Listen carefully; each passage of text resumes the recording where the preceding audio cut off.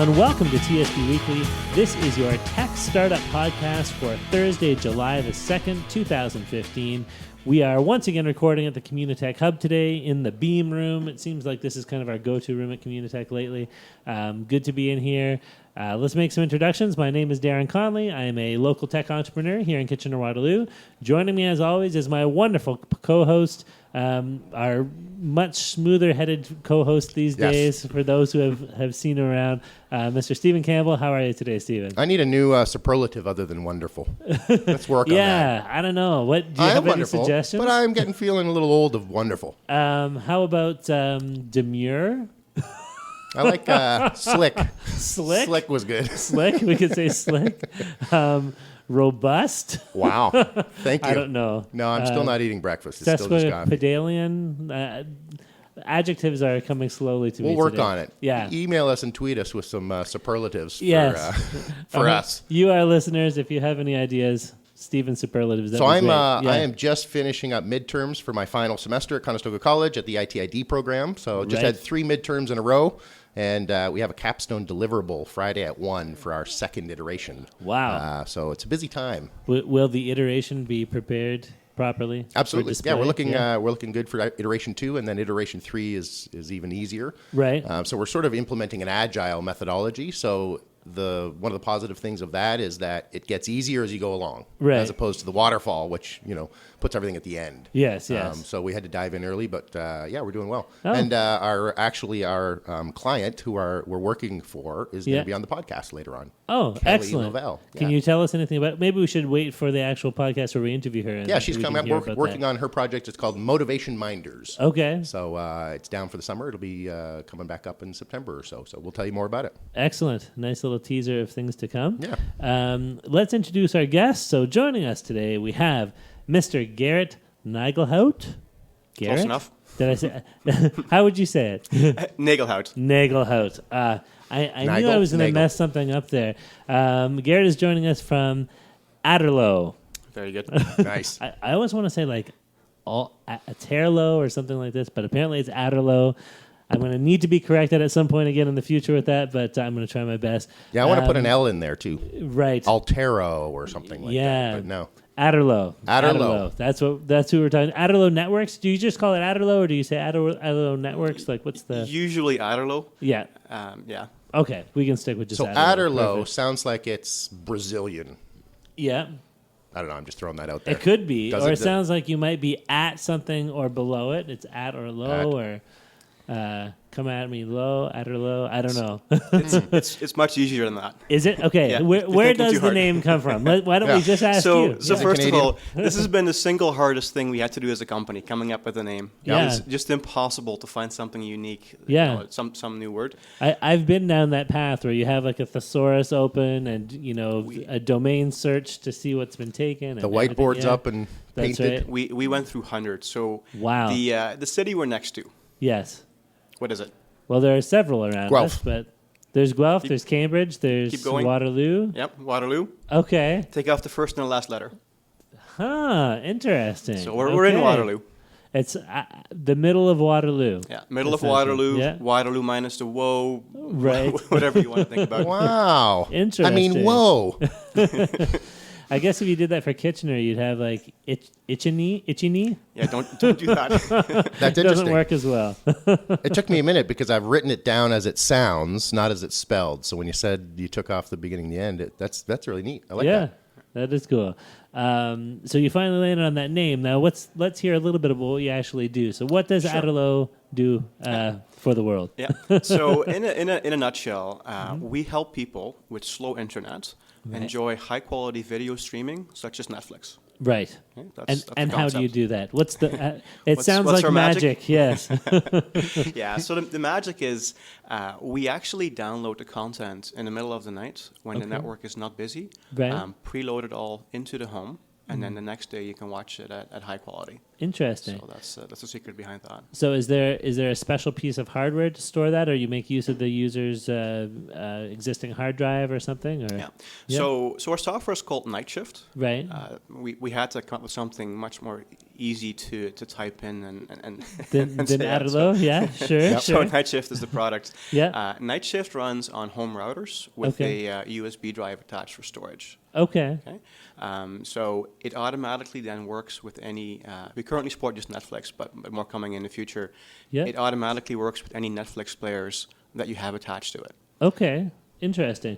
And then would I have to already own a router that has a USB connection and so forth? Yeah. So at this point, we support one brand router called Asus. Oh, I see. We send out starter kits for those who don't have one yet. You can buy one yourself. Okay. Over time, we're going to be adding more router support as well. Okay. But this is our starting point. So yeah, Netflix on Asus routers. What size is the USB that you're using? Do you have different options? Different options. Default is 64 gigabytes. That's enough for about 30 hours of HD content. Okay. High definition content. Right. So more than a day. So then you have the night shift to night again. Yeah. And Exactly. you can get 30 hours ahead of it. So you'll always be ahead then of your watching time. Exactly. So, typical user experience is, let's say, you've got Netflix, but your internet is way too slow and you can't stream it at high quality. Yeah. You would go into Netflix, you would schedule a couple of movies or TV shows that you wanted to watch.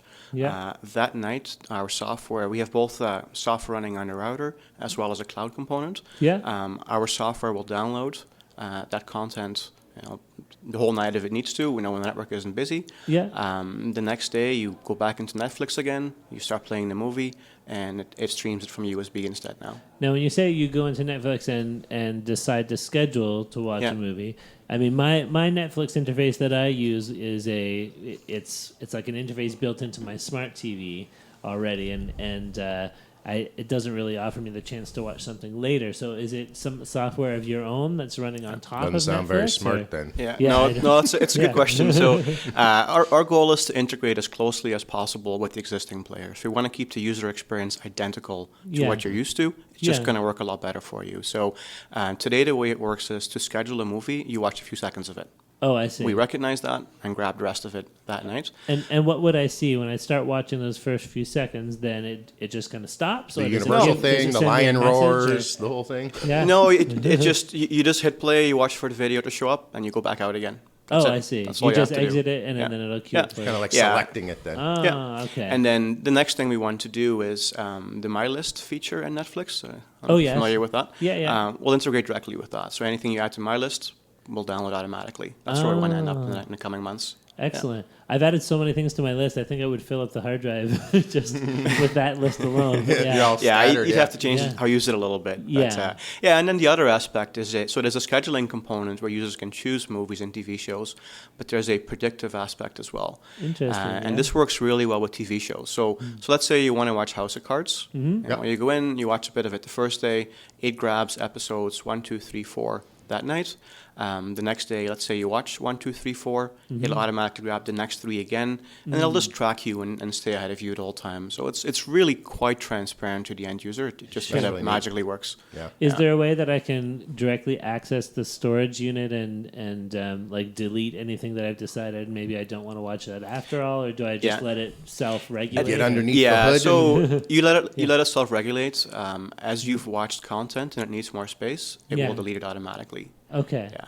The other key thing to know is the USB drive. All the data we store on that is still DRAM protected. Oh, right. So it is, if you took the drive and plugged it in a UPC, there's nothing you can do with it. And this is really key. We do not want to get into piracy or anything like that. Sure. That's a good point. I hadn't even thought about that. Yeah, that is interesting. It's very, very unique in that perspective. You're still connected to Netflix the same way you always do. You're just like caching what they have ahead of time. Right. Sort of, yeah. You had a really interesting article written by one of your colleagues on your blog post, and it talked about the Tesla home battery. Exactly, so I really like that. That makes sense for a lot of people that don't understand networking as much, really. It's a great analogy.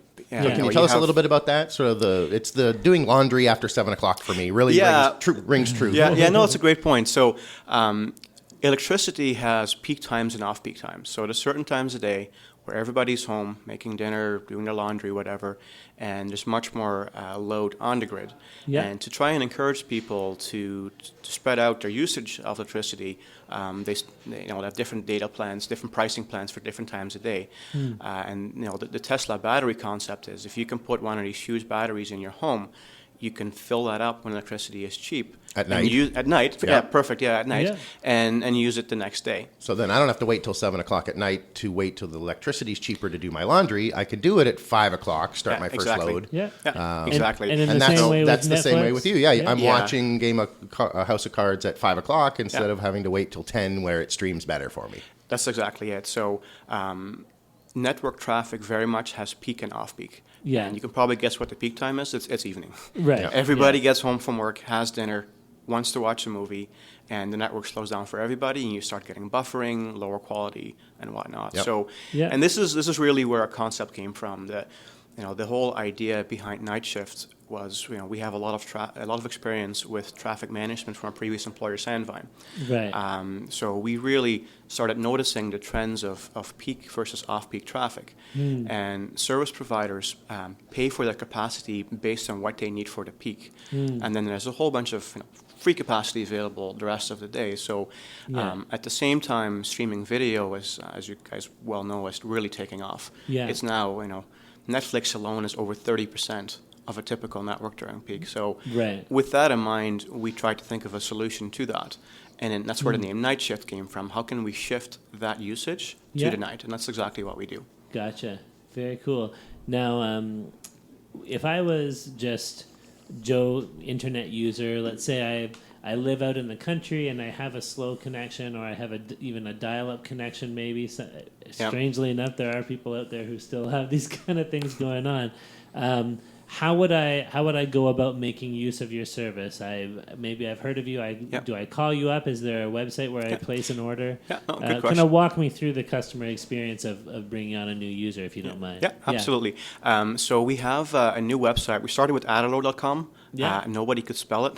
Right. So we just recently launched a new one called GoNightShift.com. So GoNightShift.com. Sure. Very easy to type in. From there, you can order our startup kit. So we'll actually ship you an ASUS router with the USB drive and all the software installed. Okay. It's got all the Wi-Fi set up, everything you need to know. So even your grandma can plug this thing in. Sure. As long as she knows how to plug in a power cable and one wire, she can figure it out. Okay. So you plug this into your modem, your existing router if you already have one. Yeah. And now you're up and running. So all your software is installed. Then you would log into our portal and you would configure your download zone. Okay. So, for example, midnight to 10 a.m. the next morning, when you're not using it. Yeah. And that's it. After that, you literally just start going to your Netflix players and start watching movies. And when you say configure a download zone, you're setting a time range of when you are or are not watching? Exactly, yeah. So there's actually two types of people that really benefit from this solution. That is those with slow internet. Yeah. So think, for example, DSL. When you're just, kind of suburban, more rural areas. Yep. Yeah. Maybe you get 1, 2, 3 megabit connections. Yeah. The other case that's very common is satellite internet. Right. So especially in the U.S., there's about 2 million people there that have satellite internet. Right. And the way their data plans are structured is you have a very small cap during the daytime for the month. So, you might pay $80 a month for 15 gigabytes of data, which is very little, right? Like you're used to having 300 if you're inside the city. Yeah. So, that's enough for maybe 5 hours of high definition Netflix a month, let alone anything else. Right. However, these service providers know they have lots of spare capacity at night, back to the battery analogy. Yep. Yeah. So they've given plans that have like free zones or extra bytes at night. Right. Okay. So you might have a 5-hour free zone, so you would set your download zone to those 5 hours, and you could watch all the Netflix you want for free. Right. Wow. It seems like you guys have identified such a really niche market. Is it expanding or is it contracting right now? Is satellite going away? You do have a lot of rural U.S. customers, I saw. Yeah, no, it's a good question. So there are actually 35 million households in the U.S., it's just the U.S., that don't have enough bandwidth to watch high-definition Netflix. And that's because of technology? Yeah, that's technology. Economy? It's a bit of a combination of the two. So you'll find these people in suburban areas, rural areas, out in the country, small towns. Yeah. Think anything outside of your major centers. So wherever you can't get high-speed cable or fiber, for example. Right. Yeah. So satellite is one example. DSL is the biggest. There's millions and millions of people that just can't get faster DSL because of how far away they are from the office. Right. I drove up to Collingwood, Blue Mountain this weekend, and there was a lot of people that I thought, oh, you're not on high-speed internet, as I drove by their house, their farm, it's a much bigger number than people realize that have this. Yeah. So then there's two trends, right? So bandwidth does go up over time. However, in these areas, it is very costly, if not impossible, to do. So DSL speeds really aren't increasing anymore. They are for shorter distances. Right. You're getting fiber to the curb, fiber to the home. Yes, that's not such a big deal there. But if you're just a bit outside of that, it is just not worthwhile to invest enough money to put all these access points closer by with fiber. Right. So they really aren't catching up, and the digital divide is actually getting bigger. And some of the things like fixed wireless, this is the Wi-Fi towers you have in the country. Right. Yeah. It's the same thing there. The bandwidth is going up, but the demand for it continues to outpace it. Right. And so there's a possibility I could watch some House of Cards episodes from Algonquin Park and my canoe. Yeah, That'd be nice. Yeah, you do need. You need power. You need to plug it in somewhere. You need to be batteries or while you're watching it. You need a very small connection, like let's say 100 kilobits or less, Right. just to connect to Netflix still and do the DRM thing and all of that. Yeah. And then I'd say at night, if you have at least 500 kilobits, you'll get a fair bit of content. Okay. With that. Right. I'm thinking of areas too, like maybe worldwide, where you have very remote parts of the world or places where the infrastructure hasn't been built out to accommodate high-speed internet. I wonder if something like this would work well as well. Absolutely, yeah. So we have our sights set first on the U.S. and North America, just because we understand that market, we know the pain point very well, and we actually have paying customers there now. But beyond that, if you think about emerging markets, think about Africa and all kinds of projects like Project Loon, where you have these balloons hovering above you that are giving you access. Internet. Exactly. Well, this is not high capacity type stuff. Right. Yeah. So they need all the help they can get to deliver this rich media, this streaming video to the ground. Sure. And these kind of technologies will really help with that. Right. I found your pay structure and your sort of monetization interesting. You're sort of at a $4.99 to $6.99. Yeah, correct. And then you've got interesting. You can save $1 if you pay by the year. Yeah. So how did you guys come upon that kind of a pay structure? Yeah. So the monthly subscription, we wanted to kind of model what Netflix does itself. So Netflix, it used to be $7.99 and I think $10.99. Now it's $8.99, $11.99. Right. So we wanted to really model the same thing they did. The customers are used to it already. We do have a cloud service as well. It's not a one-time software install. We do have a cloud component which does a prediction aspect and content optimization, all kinds of things. Yeah. So there had to be a sort of a monthly cost to it. And then in terms of setting a price point, we wanted to stay under Netflix itself. We thought that was one of the ceilings we'd run into. Paying for a year upfront is cash flow.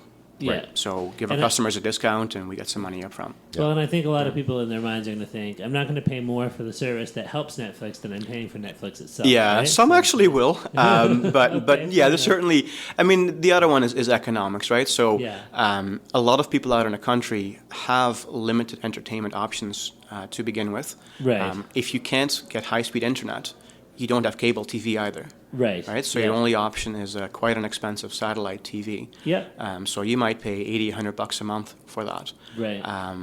With this, you pay for Netflix night shift. You can use your internet connection to get all your entertainment much more cheaply. My heart goes out to those people. Yeah, sure. Like as I'm thinking about how my digestion of media has changed over even the last 5 years. Yeah. Like if I want to, after eating dinner and I've kicked my shoes off, watch anything, It's there. it's there, right? Yeah. Whereas 5 or 10 years ago, like I would be like, what's on TV today? Oh, this movie is on and it's on at 8 o'clock. Yeah. And that's like, that was immobile. Yeah. So you had to move your life around it. So So you've really got this digital divide now that's not getting better. And as I mentioned, it's very expensive and difficult to get high speed to these places. Yeah. At the same time, the number of people doing streaming video continues to go up. Sure. Right now, it's typically 30% of people in a network that will be doing it, and that's just going up. Yeah. The quality levels keep going up, so high definition is pretty common now. Yeah. 4K or ultra high definition, TVs are already being sold with that.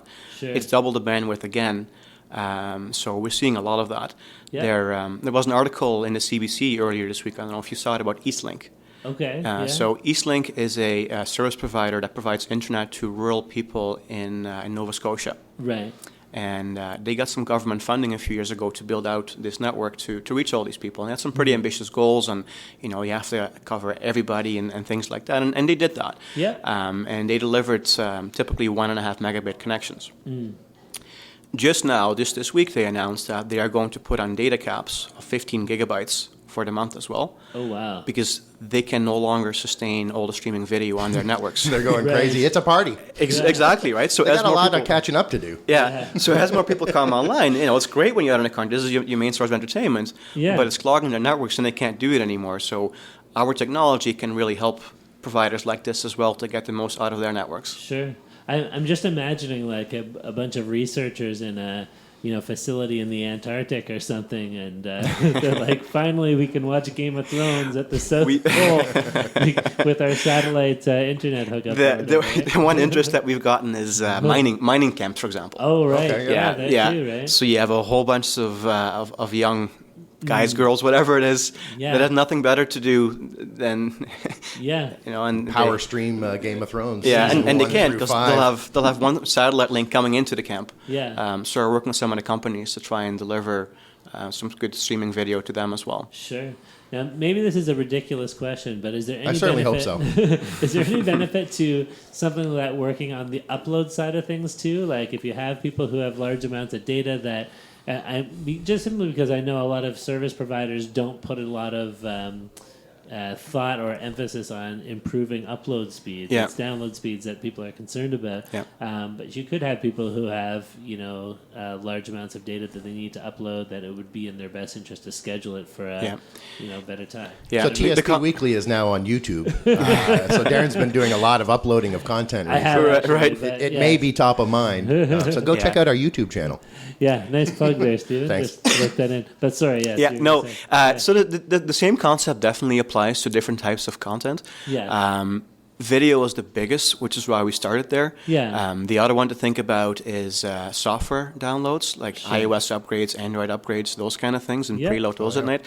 In terms of uploads, the one that comes to mind is cloud backups. Right. So if you wanted to back up your whole pictures on your hard drive, you could schedule to do this in the middle of the night instead. Sure. Yeah, makes sense. And is that something you guys have on your target list somewhere? Or? Is that on the radar? It is on a list somewhere. Okay, gotcha. It is not a near-term priority for us, Gotcha. but we're definitely thinking about different things that we can do with this technology. Yeah, absolutely. for So I sure. think I kind of understand it, and I think we grilled Gerrit a bit. Can we talk a little bit about who we are and how you guys did this? And Sure. We could. Sandvine and all that kind of good stuff. But before we do that, let's just take a little pause here and insert our spot for Igloo Software. Igloo Software sponsors TSP Weekly, and they're looking to hire some talented developers and maybe even some non-developer talent as well. So take a listen to the spot and see if it might be a place that you'd be interested in working. Yes, if you're talented, listen up. That's right. I actually left Igloo for a while and came back because you get the sense of family, the sense of working as a team. It's a really inspiring place to work. People can be who they are when they're in the building, and we're all working together for a common goal. It gets a little crazy at times. I have a very, very large collection of rubber ducks. My first day, out of nowhere, I just got shot by so many Nerf guns. I mean, we get beer every other Friday. There's nothing wrong with that. You could be here for a few weeks, but if you have a great idea and we think it'll work, we'll run with it. Where you can go forward and pursue your own dreams. They're empowered to do their job. Our culture is all about team. It's really great, and it's something that you kind of strive for in a company. If you have a great idea, we're going to implement it. That's why people love working here. Igloo! Did you get that? Good listening. You guys are really good listeners. Thank you for doing that. I could tell several of you were listening very hard, so I appreciate that. That's right. Perfect. And thanks out to Igloo again for sponsoring TSP Weekly. Yes, thank you very much. And we're anxious to go in and actually get some more interviews from Igloo folks and hear some new things about what they're doing there. So for those who might have forgotten during the commercial break, we are talking with Mr. Gerrit Nagelhout. Very good. Nicely done. You got it. From Aterlo. There you go. I'm on top of this pronunciation thing today. Yep. And we've heard a bit about what the product does, and now hopefully we can find a little bit about the company and how it got started and who the team is and how you guys found yourself working here and doing this thing in this part of the world. Yeah. So what was the genesis of Aterlo? All right, so we have 4 co-founders. Okay. We all worked together for many years at Sandvine. I don't know if you guys are familiar with Sandvine. I've heard it so many times. What do they do? So have I, yeah. Yeah, Sandvine is it's a public corporation. Their gear is in many of the largest service providers in the world. So think like your Rogers, Bell, Comcast. It's like network infrastructure hardware, right? Exactly, Yeah. So what the solutions do are things like traffic optimization, network intelligence. So network intelligence is understanding what kind of data is going through their network at what times a day. So, is it Skype? Is it Netflix? Is it peer-to-peer? Any of that. And maximizing efficiencies. Doing a lot of load balancing. Yeah, that kind of stuff. Yeah, and it can do things like, for example, your monthly quotas, your 300 gigabytes, account for all of that, make really innovative service plans for the service providers, classifying different types of traffic in different ways. Okay. Just a whole suite of solutions around that. Okay. So the 4 of us had a collective 37 years of experience together there. Wow. 2 of us were there since the very beginning. Okay. Even the company prior to Sandvine, Pickstream, Cisco, I don't know if that rings any bells for you guys. Sounds familiar. Some big names in town from 2000 around the tech boom and bust. Right. 2 of us went through all of that through the Pickstream acquisition by Cisco, and then the shutdown, and then the immediate start of Sandvine again. So, so we have a bit of startup in our blood, I guess, from that perspective. Sure. A little grit on your skin, too. Yeah. going through all of that. Yeah. And it's interesting. I personally spent 4 years in Israel running a development site for Sandvine, 2009, 2012. Okay. And Sandvine's a good company, but when I came back, I had an itch. I'd been there 13 years, and it was time to try something else. I wonder if it's something about the Middle East, because I spent 5 years in Qatar between 2008 and 2013 , and I came back with that itch. I'm like, I gotta come back and do a startup. Yeah, well, certainly Israel was also very startup focused. Yes. I don't know if you guys know this, but Tel Aviv is one of the top places in the world as well, after Waterloo, of course. Not really to start a new company. Yeah, I've read a lot of news about startups coming out of Israel. So absolutely. Yeah, so that probably contributed to it as well. Sure. But yeah, after coming back from that, I needed a new challenge, and it's interesting. I was talking to some of my friends at Sandvine, and 3 of them were exactly the same spot in their careers where they were thinking about as well. It would be awesome to do our own thing now. Let's go. Yeah. So we started talking about it, and I left the company in October. Just almost 2 years ago. Okay. Did you get a watch? I didn't get a watch. No, they treated me well. Not even a Pebble or nothing. That's okay. Yeah, so I left the company 2 years ago, and we started brainstorming various ideas. At this point, the other guys were still at Sandvine. Yep. And we... were you guys all kind of in the developer space, or what? Yeah, 2 of us. So there was 2 architects and software developers. Okay. And then the 4th in product management. Okay. So he was really focused on the business side and the sales side of things. Sure. Yep. Okay. And we started having 2 calls a week, every night, twice a week. Every week, yeah. We spent a couple of hours brainstorming different ideas. Then I would go and do customer research, call as many people as I could, try and get feedback on it. Sure. I really didn't want the other guys to quit their jobs until we had something that we felt was real. Yeah. And so this concept came up of shifting the traffic off peak. And we started getting some traction with that. So we started talking to some service providers. They were really interested in the concept. Did lots of research on forums and are people having this pain point or not? Yeah. And at some point we decided, we're going to do this. So can I ask you just about that market research part of it? Yeah. Simply because I think that's kind of the not as glamorous part of the early startup process that a lot of would-be entrepreneurs don't really think about. Yeah. So what was that process like for you? Was it just like diving into all kinds of online forums and making a lot of phone calls, or how did it look when you were collecting that data? That's exactly it, actually. So through Sandvine, we had a fair bit of connection still to various service providers, and particular ones that we knew would have this pain. Right. So we reached out to them and said, look, here's the concept. We'd love to build this, but we want to get some feedback from you ahead of time. You have a few minutes. And got very positive feedback on the concept there. Okay. We ran through a bunch of the math, the business side of it, do the financials make sense, and everything else. So we validated the concept on a service provider side. And I guess one thing I didn't mention before are we can sell both to end consumers in the home. That's actually our primary focus today. Yeah. So anybody can sign up on our website, gonightshift.com. Yeah. But our medium to long-term vision is we want to integrate our technology directly with internet service providers. So think, I'll mention some names, whether they're going to be customers or not. Like ExploreNet in Canada, for example, right? They provide satellites and also fixed wireless. They would be a great example customer for us. So say somebody is purchasing satellite internet service from them, they would receive your hardware as part of their own startup package? Or maybe integrate it with something they already have. Right. They might already have a router that they send out. Sure. We would integrate our software with that router, and then the all the storage customers would get this. capabilities Exactly. So you guys have a huge unfair advantage there, obviously, that you are the guys that are already in that field. So you have those relationships set up. So when you make the phone call's answered. Yeah. In that sort of research phase, when you're starting to say, what do you guys think of this idea? And the entrepreneurship heart is pounding because you're thinking, don't steal it. Like, this is the nervous time, right? Like, you're telling everybody your big thing.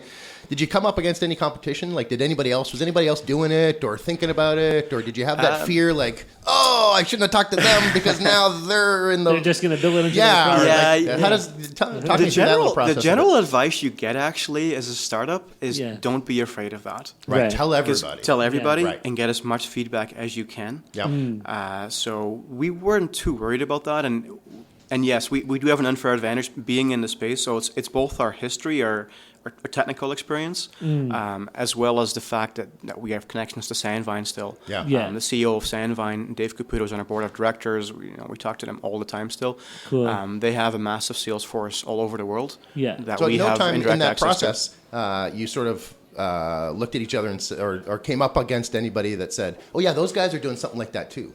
Like that never occurred to you guys in the research? No, we didn't come across that. So you guys are maybe have discovered at this point blue ocean. Yeah, at this point it's fairly unique. Yeah. There's certainly nothing else commercially out there. We've heard some other vendors thinking about maybe doing something like this someday. One of the spaces that we're kind of adjacent to is the content delivery network space. So these are companies like Akamai, Limelight, and what they do is they work with content providers. So think like Shomi, Crave TV, Netflix, Amazon, right? Yeah. And they position this content inside of the service providers' networks and in storage there. And then the idea is that the closer you can place the content to the home, the more efficient the delivery is. So when somebody starts watching a movie, it doesn't have to go all the way back over the internet to the content provider. It can get it from a local source, from the CDN, the content delivery network. So technology-wise, we see ourselves as a content delivery network extension into the home, a logical extension of what's already there. And where we're really unique is exactly that. Everybody else is focused on optimizing the core networks, the connections to the internet. Yeah. We are applying that technology to what's called the last mile, part of the internet going into the home. Sure. And in this space, we are quite unique right now. And yeah, when we were doing our research, we weren't too afraid to talk about it because the idea is probably 10% of the whole story. The execution and building it and people and all that is a much more important part of it. So it was critical for us to get some good feedback on that ahead of time. Sure. Yeah. That's awesome. This is more, sorry, I just thought of a product idea aside of this, but if you have like multiple people in the same home on the same network wanting to watch the same kind of shows, is that an issue for your service? No, actually we hit that perfectly as well. Okay. Because you can have 4 or even 8 people watching at the same time on from different that router on different devices. Okay. Yeah. This is actually one of the use cases, right? Because Sure. if you think about high definition, you need about 6 megabits to stream that well. Yeah. Once we go to 4K, the ultra high definition, it's probably more like 12 megabits or even higher. Right. You can imagine, my brother actually went through this. He lives out in the country. Yeah. He's got 6 kids. Right. They're watching Netflix on a big screen TV. Works okay. Yeah. Can't quite get HD, but it works okay. Yeah. As soon as one of the kids starts going on their iPad, that's that, and the yelling begins. Yeah. Stop that. Who's on the? Yeah. It reminds, Where's the toilet when I'm in the shower? it reminds me of the old days. That's exactly it, actually. Yeah. It reminds me of the old dial-up days, right? When I would be online and my mom would pick up the phone to make a call and disconnect me in the middle of a download that I've been doing for 45 minutes or something. And that's interesting. So we talked about a little bit earlier, Gerrit, that the market is there for you guys. Do you guys fear any technology rollover or any sort of umbilical cord cutting that all of a sudden you're like, oh man, we're obsolete? Blu-ray doesn't work anymore or something. Or, I suppose there's always that concern. Yeah. Or any advantages, we're going to be able to do this now. Yeah. Right now we are riding a wave, the streaming video wave, right? Yeah. Right. So it is hugely disruptive in itself in that it is displacing traditional television. So sure has. Yeah, I know. And last year, for the first time ever, traditional television actually was down by 12% year over year. Right. That had never happened before. This is a big deal, right? This is something everybody used to do all the time. Yeah. So this is getting totally displaced by streaming video. You keep hearing about new content providers entering this market, switching their business models through streaming video. Even Canada now has Crave TV and Show Me. Show Me announced about a month ago. Right now they're just on Shaw and Rogers. Right. They're going to open it up as well to the rest of Canada. Not a week goes by where you don't hear about some new content providers switching their business model to switch to streaming as well. So we definitely see this trend in North America, Europe, Australia, everywhere out, to be honest, for quite some time still. Yeah. And then we think that trend is going to start following in the more emerging markets as well. I'm surprised that the TV is only down 12%, and it's just this year. Yeah. I've been off of that drug for a while. Well, we're part of the more tech-savvy crowd. That's exactly it. Yeah. But it's only been 3 years for me, maybe. No, that fair I've enough. gotten rid of the TV. But my dad, who late 60s, early 70s, he still pays for traditional TV service for both. He pays 2 services, one for the TV that's on digital down in the main, TV watching space, and then he has a non-digital TV in the bedroom that is still getting like the analog cable, right? So I think there are a lot of people out there that are still on traditional media consumption that are waiting to switch over to something like this. Yeah, but it's definitely not just the techies that are cutting the cord, so to speak. No, right. One of my favorite, too, one of my favorite customer segments is actually retired people. Really, Yeah, because they have more time on their hands again. Right. They love to live out in the country, have their little garden still and everything else, and enjoy that lifestyle. Yeah. They're probably empty nesters at this point. They have a bit more time on their hands. And they've had a sip of the cup, right? So they're sitting and they want to know about gardening. They don't want to sit in front of the TV. They can go to the computer and find a show on gardening right now. Yeah. Sure. It's the power's in their hands now, and they realize on Netflix, that. At least, yes. Well, no, exactly. So this is one of my favorite things in my job as CEO. I spend a lot of time on the sales side and talking to customers and customer support and all kinds of stuff. But when you have somebody who has never been able to do this, and they finally try this out and it works for them, they are so excited. Sure. You get a lot of Christmas cards? We haven't been deployed over Christmas yet, but we get a lot of positive feedback. A lot of emails just like, I just want to thank you again. Story this week, I twisted my ankle this weekend. Yeah. You made it more bearable for me because I could watch Netflix now. I couldn't have done this otherwise. Sure. You hear stories from people saying, I talked to you about my neighbors and it said, it'll never work. Right. And she's like, I'm so proving them wrong because it's working for me. Now, what about the other big streaming provider online, which is YouTube? Yeah. Are there any plans, or is maybe there? I don't know if there's as much of a need. I know YouTube does have HD content on it, but. A lot of my own consumption now is on YouTube and making use of the watch later feature where I can build up a playlist of something that I can't watch this hour-long thing right now, but sometime later I will. I could see a service like yours, once again, for people who have trouble streaming YouTube, everything in my watch later playlist gets pre-buffered or preloaded and off you go, right? Yeah, from a technology perspective, that's certainly possible. Yeah. we're focusing a bit more on the long form video, Right. Like Netflix. Right. YouTube tends to be like they have longer videos, but there's a lot of shorter videos as well. Yeah, Sure. Vines and It's harder to predict some of those and to schedule it. Right. So it's definitely on our list to look at. Right. Probably the next ones we're going to do are things like Amazon Prime, which isn't in Canada, unfortunately, but Yeah. it's quite interesting as well for a rural customer base because you Right. get the free shipping, which they really like together Yeah. with the streaming video. So we've had a lot of requests for that. Sure. There's Hulu, there's maybe Show Me and Crave TV in Canada. That's Okay. going to be the next focus for us. The major streaming services. Yeah. Yeah. And Yeah, then that we'll makes take sense. it from there. it'd Yeah. be really interesting to look at, and I'm sure there's a huge difference between researching longer streamed video versus YouTube, because Yeah. YouTube, like I'll go on with an intention to watch something, but then you are shown at the end of the video, here's 12 Yeah, other pictures of choices. really weird things. Yeah. And you get down these little click-fest rabbit holes, and you're like, Right. why am I watching this? What video did I start watching to get onto this weird thing, right? Yeah. Next thing you know, I've been watching Jon Stewart for 2 hours. And Yeah, and yeah. so, but with the longer, it's more decision-based. Like, I'm going to watch Yeah. this movie, and then I can get Yeah. on with my life. Yeah, or you find yourself in a TV show. So about 70% of Netflix is actually TV shows. Yeah. Yeah. And I So find the this for predictive myself. is that- easier, right? Oh yeah, well the predictive is easier, and it's actually easier for end users too. The one somewhat disadvantage that streaming video has over traditional TV is if you just want to turn your mind off and have somebody tell you what to go watch, you can hit a channel and just Yeah. start watching something. Yeah. So it's sometimes harder to go find just that movie you want to watch right now. Yes. But this is where TV shows come in. You just keep on going with House of Cards and as long as you have kind of thing. And yeah, the predictive aspect works really well for that. When does season 3 start? Do you know? Well, those kind of questions? we do a bit of marketing around when a new season comes up, and when Yeah. season 3 launched House of Cards, Yeah. Sense 8 just came out. We did a bit with that. Yeah. Okay. Yeah. Orange is the New Black. So Yeah. Yeah, my all wife the just originals. finished that, so she's bugging me. She's starting down in Abbey. And, I don't know. Oh, we've already been through Downton Abbey. Yeah, was it good? We've watched all of The Good Wife, 5 seasons worth on Netflix recently, and we're Yeah. waiting until the next season is available on Netflix to watch it there too. Yep. But yeah, fair enough.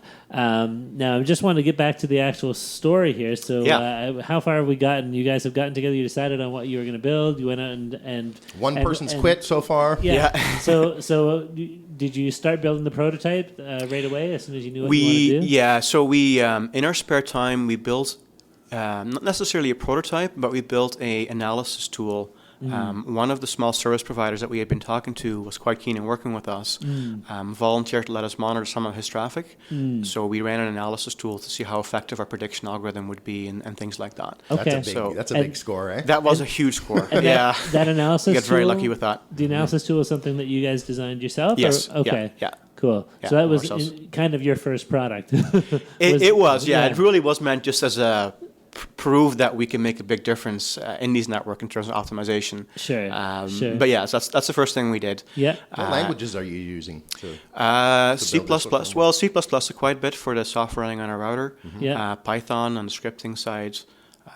All kinds of web development as well, of course, for the user portals and things like that. Sure. Sure. So Yeah. we started that in I guess March last year. We had that prototype. Okay. By June, we were at a point where we decided, yes, we're going to go after this market. We feel confident in it now. Okay. And we started figuring out the best way to launch the company, the cleanest way for everybody else to leave Sandvine. We didn't want to cause any trouble because we had 3 really good people leaving at the same time. Sure. And it sounds like you maintain a good relationship with Sandvine. We did. It was right? really fantastic. Yeah. They've been nothing but excellent and very supportive of us so far. Wow. Yeah. Amazing. So, yeah. Was it at that point that those other 3 decided they were going to leave Sandvine and do Yeah, this full yeah. time? So in June we figured all that out, and then in August, June last year, 2014. last year. 1 year ago. Not last month. No. Yeah, it's one year ago. Yep. Okay. And then in August, we all started full time. Okay. And working Wow. on this, and then we built then the first prototype. By then we had figured out that the best place to run this concept, this technology, was on a home router with storage. Yeah. It just made natural sense. One of the things with routers is they've become much more powerful over the last few years, Yeah. and they're not very expensive, so they have enough memory and processing power to run these applications. So that really helped us out. Sure. The majority of them have USB ports, so the storage part is easy. Plug in a USB stick and you're good to go there. Sure. So we built our first prototype, and we had our first quote-unquote customer deployment in the end of September, so 2 months later. It was a few long nights, Yeah. But we got it working. Sure. And then then we did another Nothing 4 like months. a deadline to get you. Yeah. motivated, Oh, yeah. right? No, this is exciting, right? Yeah, sure. See it work. See people, and enjoy it. Yeah. And then by April of this year, we had built enough functionality into it. We really started lean. Like the first prototype was lean. Yeah, sure. It worked, but just. And Right. that was the point. That was on purpose. Yeah. In April this year, we started rolling it out commercially and started charging people as well. Okay. Yeah. Wow. So it hasn't been that long that you guys have been participating in the market. Yeah, not at all. No, we've really just launched this thing. And how have you kept yourselves fed through that whole process after everyone quit their jobs? Well, that's a good question. So we talked about that a lot. We all decided to take the first year without salaries. Okay. And the key to de-stressing that is to set the money aside in a safe place, Yeah. not even invested in the stock market. Right. That money is sitting in an account, Yeah. and everybody made a budget of, because we all have families, by the way. Yeah, sure. Where all of us, have children. Yeah. As a matter of fact, the three other co-founders had babies in the months leading up to quitting their jobs. Wow. They really jumped off the cliff. Just lay some extra stress on top of that. That's right. So Yeah. it's quite a bit of planning, but Sure. there's nothing like having X dollars in the bank and knowing how much you need every month, Yes. and knowing for sure you have 12 full months to go on, no matter what happens. So Right. that was a key part of the strategy for us. Yep. We did have a bit of early investment as well to run the actual company part, Okay. and we're going to start paying ourselves pretty soon. So that's going to help. Okay. Did you guys all Also go in for- as equal partners? Yeah. Okay. Wow. Yeah, we're all similar at similar levels experience-wise, Yep. and it was important to us that we all are equal partners. We all have different roles that we focus on, Yeah. but we're all got 1/4 equity, and exactly the same. Well, that makes sense. You buy the Yeah. watches for each other beforehand and put them in the account, and when you're done, if you're done, everybody has one, right? So You Yeah. and the watches, man. I'm back on the analogy train. No, it's all good. It's all Yeah. good. That's cool. And so now you've mentioned as well that you've participated in some of the support organizations that are available in Yeah. town here. So when and how did you get hooked up with some of that network and some of those support structures? Yeah, so actually, this started. So when we started full time in August, Okay. we heard about the Google for Entrepreneurs program. So it's right here in the hub as well. Okay. They have some space, and the idea is to take some very early companies. Give them some free office space, Yep. and introduce them to people at Google that may have related interests, do some mentoring, things like that. We heard about that, I think, a week or two after August 4th when we all started. Okay. We thought they're never going to let us in because we just started this thing 2 weeks ago. Yeah. But we had a concept, right? So we had a concept. So we did the application, and much to our surprise, we made it. Wow. Got Okay. selected. Yeah. And so in 2 weeks after that, we moved into the Google space for 6 months. Okay. Worked out really well. That's some nice validation of the idea and the team there, right? It Right was, from the yeah. start. Yeah, and we learned in talking to Google afterwards that they did some things that were interesting to them as well in related Sure. areas. So the free space helps because when you're bootstrapping it like us, anything you can get for free is good. Yeah. But probably the number one benefit, and I hadn't expected this ahead of time, is the networking here. There's so much happening in this hub, and so many. It's both other companies to talk to, share war stories, share ideas, get feedback. There's all kinds of mentors around. There's investors coming by all the time. Right. There's also this buzz that's happening. There's always something happening over here. Right. And I Yeah, there think were a lot of it's- suits we walked through this morning to get in. I'm not Yeah. sure what. There are tours and investors and all Yeah, kinds I of found a people. parking spot, but I tried to log in my car. It said we're full. Thanks very much. Oh. Have a nice day. There you I hope my Yeah. car's still there when I We, get it. we were behind the glass in the Google space over there, and I never knew if we were being looked at or we were looking at the other side. Yes. Are you in the fishbowl or are you looking Yes, out? that's Or are right. we the fish? Yeah. But no, that worked out really fantastic for us. Sure. Super happy that happened. I can't state strongly enough how important it is not just to be in your own office tucked away somewhere. You have to get out there and talk to people, Right. and get all the help you can. Yes. In our case, for example, we were very strong on the engineering side and the business side, but didn't necessarily have as much experience with marketing or sales. Right. So we took advantage of all the programs that Communitech had to offer. We joined Sales University. We joined the Business Fundamentals program. Right. All those courses.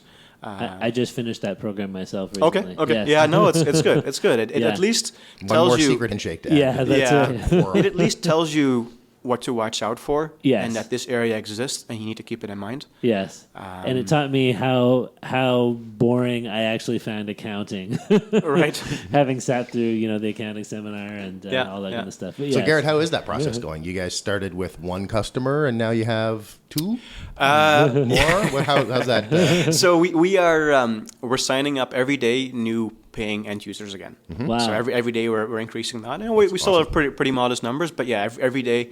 And there's days where we have 1, there's days where we have 5. So it's really starting to take off. Sure. Because you had a year, and now you're almost at the end of that year, right? Yeah. From last summer when you started. So. And so hopefully some more investment funds come in during that year. Yeah, we're actually we raised enough money early on. It was kind of a I can't talk too much about it on here, course. but something dropped in our labs very early on. He's giving us a lot of hand signals right now. Yeah, sure. Oh, there's a wink. Yeah, and so we put some money in ourselves, and that was enough to run a business and a bit of salaries as well, in the coming months. Yeah.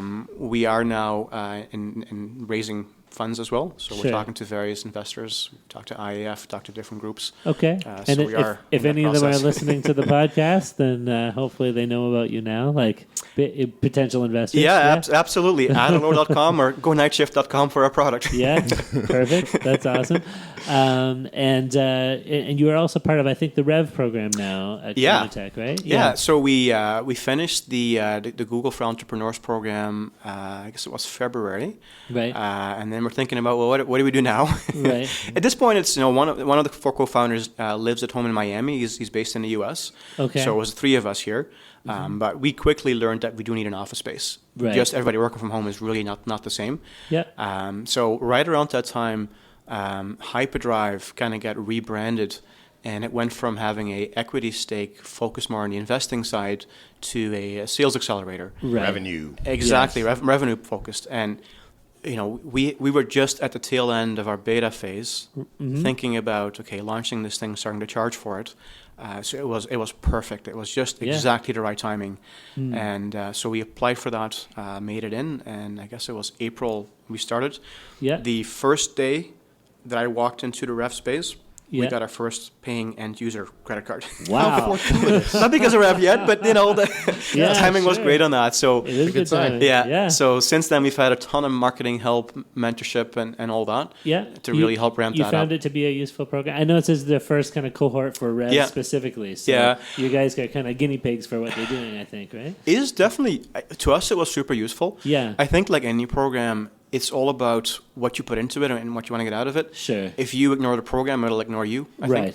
But we talk pretty openly with the coordinators about, well, these are the challenges that we're facing. Yeah. We'd love to have some help in these specific areas. Right. And they really came through and helped us out to find people that could help us in these areas.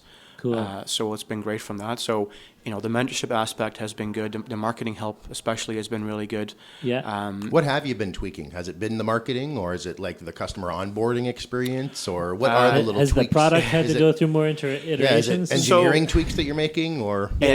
So the answer is yes. Everything. Right? Everything. My shoe's untied. Yeah. So on the product side, we have the most experience. Yeah. So the first beta, we didn't mind if it was a bit rough as long as it worked. Right. Yes. We could hold our customers through it. Yeah. So we've certainly been making that easier to use. And it's basically as we go through various milestones, 10 users, 100 users, as we get to 1,000 users, there's different things we know we need to do that won't scale anymore when we have that many customers. Right. So that one is fairly logical what you need to do. The one we needed the most help with was marketing. So landing pages, what messaging to put on your website. Building the story. Building the story. Yeah. And all of that. That's probably the biggest challenge that we had, and we've gotten a tremendous amount of help with that. And you've done well. Like, it really, very quickly you understand what it is. Yeah. The website's very clean and clear. Yeah. So I think it's being successful. GoNightshift.com was already a big step up from what we had before. And we got some professional help with that. Yeah. So Waterloo without the W and the O. It's It's true. It's just not the same. Yeah, this was a branding thing too. So, I mean, the company's obviously Aterlo. When we talk to service providers, they'll know us by that name, but our end user branding is all about Go Night Shift. Yeah, I think you've settled into a really good solution there. Yeah. Oh, thank you. And it's, just to remark, it's amazing how many websites I go to for startups or even for fairly well-established companies where even scrolling through their entire homepage, I still have no idea what they really do. Yeah. And with you guys, it's very clear right from the, know. The hardest part for us, honestly, was we have this really cool technology. Yeah. It's actually, once you use it, it is really, really simple. Sure. Like, it really just kind of does its own thing. Yeah. But nobody else understands it. Like, it's never been done before. Yeah. So people don't understand how simple it actually really is. Right. So trying to bridge that, yes, it does actually work. There's real technology behind it, but it's super easy to use, and this is what you need to know. That was one of the hard parts it's for us. just a black box. Plug it in. Yeah. Yeah. Or you can just say, is Netflix slow for you? We'll make it fast. Yeah. Yeah, and the other thing we did a few weeks ago is at first we focused really on a technical audience who could buy their own ASUS routers, install them, download the software from our website, plug it into the router and install it. Not super hard, but 100 ways it could go wrong. Yeah. So now we started shipping our own starter kits as well. So for $99 in the US, somebody can order one of our kits. We ship it out to them, and all they have to do is plug it in. It's completely pre-installed, pre-configured, and whatnot. Perfect. Yeah. That's the simpler the onboarding process, the better, right? That's the feedback we kept getting. You have to ship something and make it even easier. Yes. The other thing is people didn't know what they were buying at first. Yeah. Okay, so what do I need? Right. Now it's easy. Yes. Buy one of these kits. Yep. Monthly subscription. Yeah. That's done. One of our own mentors had said to us one time, your users are drunk. Make that assumption right from the start. So anything they have to do, they have to be able to do it well intoxicated. Yeah. And if they can do it, then great. The one thing that really helped us out too, we added a real-time chat to our website. Okay. And at first we thought we can interview people that are visiting a landing page and see, why they might decide to buy or not to buy. Mm-hmm. Hi, thanks for coming. I'm available. Yeah, so we did a whole bunch of that, and then we automated that to do the hi. Can I help you? Bites. So that we didn't have to type it in every time. Yeah. So we got some out of that, but actually it ended up being super useful for support as well. Oh, cool. So I got to the point where I knew if somebody was struggling with the install based on how they were looking at different pages. Yeah. So they're looking at the FAQ, the troubleshooting, like, okay, he's having a problem, reach out, and helped them out, walk them through it. So we're going to keep making that easier. That's very interesting that their browsing habits are informing what their issue is. Like that's almost, in my mind, that could almost be a whole other product that, people can...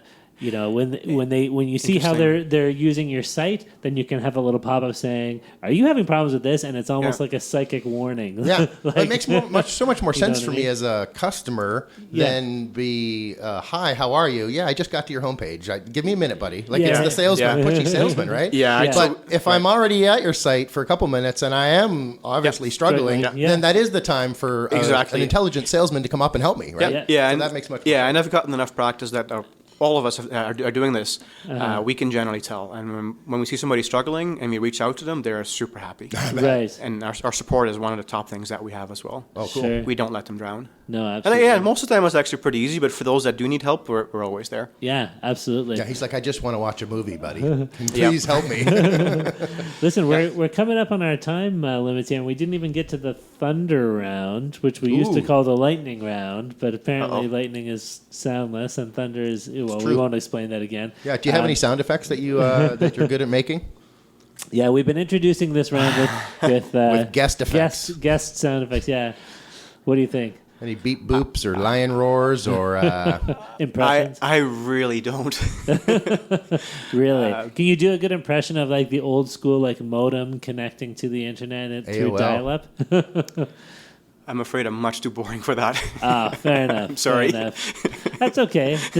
How about I'll just do a lightning bolt? That's thunder, man, not the lightning. No, that's right. Darn it. Have we learned nothing? I need a sign. No, it's all good. Maybe we'll do the shortened lightning round, the thunder round today because we're almost at an hour already. So I've got a couple questions. We'll throw a few quick questions at you before we wrap up and see what happens. Go for it, Stephen. So you guys are 4 co-founders. Yep. I am waving my magic wand.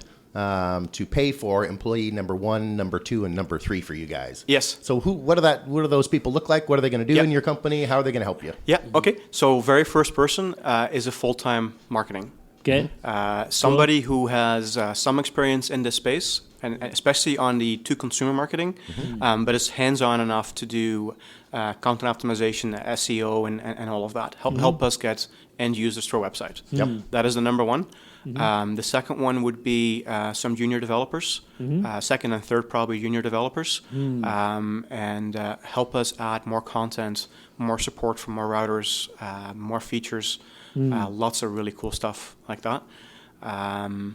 After that, probably support as our users ramp up to help through that. Right. Okay. Yeah. Awesome. Sounds good. Yeah, sounds like there's a plan. Yeah, in and place. that won't be too long from now. Sure. We're going to look for that. Absolutely. My question is, what is one of your hidden talents that we might not know about? My personal hidden talent? Yeah. I can drive tractors really well. Oh, that's cool. Wow.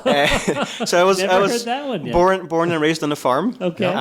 So I did a lot of tractor driving. Sure. It comes in especially handy. One of my neighbors has trouble backing their camper behind the car into their driveway, so they always ask me to do it. Yeah, very cool. cool. That's So one hidden talent. in case this doesn't work out, you have a future in tractors potentially. That's right. My brother As your runs a farm backup. still, so Yeah. that's Okay. my weekend activity with my kids sometimes. Ah, very cool. Yeah, that's really awesome. cool. Stephen? My question is that you guys seem to have enjoyed a lot of what KW has to offer, and you've named yourself after Waterloo.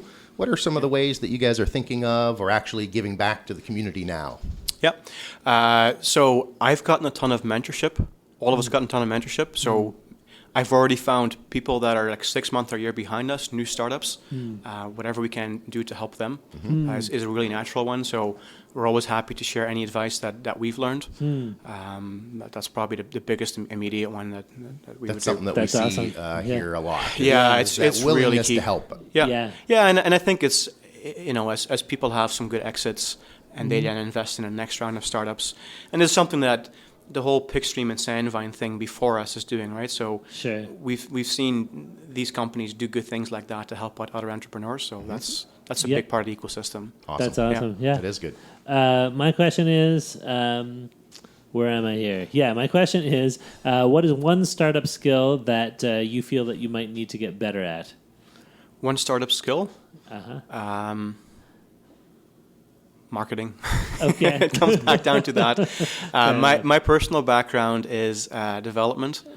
Started doing C++, all those kind of things. Sure. From there, went into project management, engineering management, and I ran the development side in Israel. Sure. Sales and marketing were quite new to me, so I've spent a lot of time reading, learning, practicing, working with mentors on that. So I'm always evolving Gotcha. that side of things. Always Okay. be selling. Perfect. Yeah. What drives you day to day? You had the itch to leave Sandvine. You jumped Yeah. off the cliff and you've floated. You're flying. Yeah. You can see the horizon out in front of you. But Yeah. what, on a day to day basis, what gets you out of bed? I think that's our crazy analogy for the episode. Oh, that right one? there. Yeah. I love it when there keeps being more detail added. Okay, sorry. Yeah, nice to yeah. be able So to I don't know if change. there's a Yeah. simple answer. I think it's a combination of things. Yeah. I mean, definitely building a successful business. The challenge of that Yeah. really drives all of us. Yeah. Love working with my co-founders. It's an awesome small team. It's going to go bigger soon, but it's an awesome small team. We just get stuff done. It's really easy. Everything just happens. And then on the customer side, when you get a customer up and running and see how happy they are, that is huge as well. Sure. That Sure. is just puts a smile on my face every a couple day. different payoffs for you then. Yeah, That's yeah, awesome. exactly. Yeah. Well, I think it's 5 questions of a regular 10, so I'll just throw our bonus question at you to wrap things up. Our bonus question is toilet paper, fold or scrunch? Fold. Fold. Wow. Excellent. Yeah, not even a delay or anything. No, Very- love having another I think one I heard on the question fold. somewhere else. I don't know where I heard it, but If you've listened to a past episode, it might have come up. It's getting entirely around. possible. Yeah, that's right. Perfect. Well, just before we sign off here, I think you mentioned your website already once or twice. Maybe just give Yes. us a rundown of the various places we can find you online if we want to track with you guys where you're going. So Yep. we have Aterlo.com. Aterlo.com. So again, Waterloo minus the first and the last letter. Sure. .com. Yep. It's our sort of corporate website. We have, our LinkedIn links are up there, pictures and all those things. Sure. And then we have our consumer-focused website called GoNightShift. GoNightShift.com. Gotcha. Awesome. And can we find you guys on Twitter or Facebook or any of those other places as well? Yeah, we're on Twitter, Aterlo Networks. Okay. We should really do a night shift thing there as well. Sure. Okay. Yeah, Aterlo's on LinkedIn as well. Okay. Yeah. Awesome. So we can find you there. And we'll put some links up to those locations when we post the podcast so people can find you too. Thank you. Excellent. So let's wrap things up. We'll throw out a special thanks to our guest, Mr. Gerrit Nagelhout. Boy, you fell off quick there. You nailed it earlier. I hadn't said the last name since the beginning of the podcast. From Aterlo Networks, or as we would like to say, if you're thinking of buying it, Go Night Shift. Yep. You can find them there. Thank you so much for coming on our show today. Thank you for having me. It's been a pleasure. No, our pleasure as well. It was fun. Thanks to Communitech for letting us take up some more of your space again this week, and for... oh, sorry, Steven's giving me a hand signal. Yeah, that was the signal for coming up next week. Oh, right, yeah. On TSP Weekly, nice. Jason Ernst and Tom Hummel from Red Tree Robotics are going to be subjected to our witty banter. I don't think we've had many robotics people in the past, so we can look forward to having some robot talk on next week's episode. Yeah, that'll be fun. So, we want to say a thank you to you, our listeners, and please, we more than welcome your feedback. We crave your feedback, so please give us comments, questions, criticism, feedback. Email us at feedback@tspweekly.com. Send us a message on Twitter. Our Twitter handle is TSP Weekly, or at TSP Weekly, I guess is how I should say it. Our wonderful handle. Yeah, that's right. It's worked out well so far. So for myself, Darren Conley, my co-host Stephen Campbell, and from our guest, Gerrit from Aterlo Networks, thank you very much for joining us today, and we'll see you all next week.